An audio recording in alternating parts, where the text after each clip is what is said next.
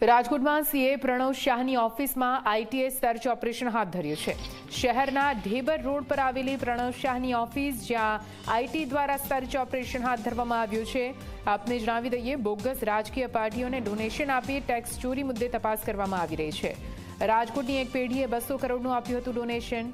રાજકોટથી ડોનેશન અપાતા પટણા આઈટી વિભાગે હાથ ધર્યું સર્ચ। છેલ્લા 4 દિવસથી આવકવેરા વિભાગ કરી રહ્યો છે તપાસ દરમિયાન અનેક શંકાસ્પદ દસ્તાવેજો અને વ્યવહારો પણ મળી આવ્યા છે। આગામી દિવસોમાં ચોંકાવનારા ખુલાસાઓ પણ થઈ શકે છે।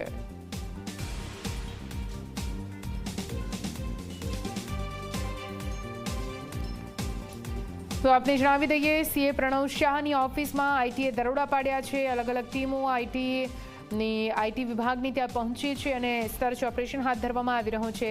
આશંકા વ્યક્ત કરવામાં આવી છે કે બોગસ રાજકીય પાર્ટીઓને ડોનેશન આપીને ટેક્સ ચોરી કરાવી છે અને તેને લઈને આ તપાસનો ધમધમાટ શરૂ કરવામાં આવ્યો છે।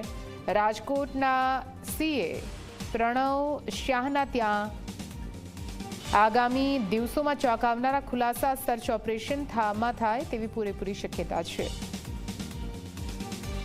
તો આમ જનમત પાર્ટી કરી અને રાજકીય પાર્ટી છે કે જેની અંદર દાન આપવામાં આવેલું હતું। મોટાભાગનું દાન પટના અને ઝારખંડ સ્ટેટમાંથી આપવામાં આવેલું હતું।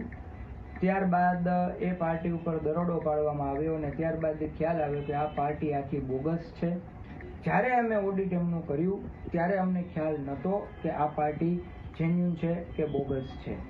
બીજું કે જે અત્યારે મીડિયાની અંદર જે અહેવાલો આપવામાં આવેલા છે કે અમારા ઓફિસમાંથી 200 કરોડના દસ્તાવેજો પકડાણા છે ને આમ છે ને તેમ છે, તો એ બાબતે હું કહેવા માંગીશ કે આવું કાંઈ છે નહીં। અમારી પાસે પંચનામાની કોપીઝ છે કે જે ઇન્કમ ટેક્સ અમારી પાસેથી લઈ ગયું છે, એમાં અંદર ક્યાંય એવો ઉલ્લેખ નથી કે ભાઈ આની અંદર 200 કરોડના દસ્તાવેજ લઈ ગયા છે। અમારી ઓફિસ ઓપન થઈ ગઈ છે, અમને રિલીવ કરી દેવામાં આવ્યા છે।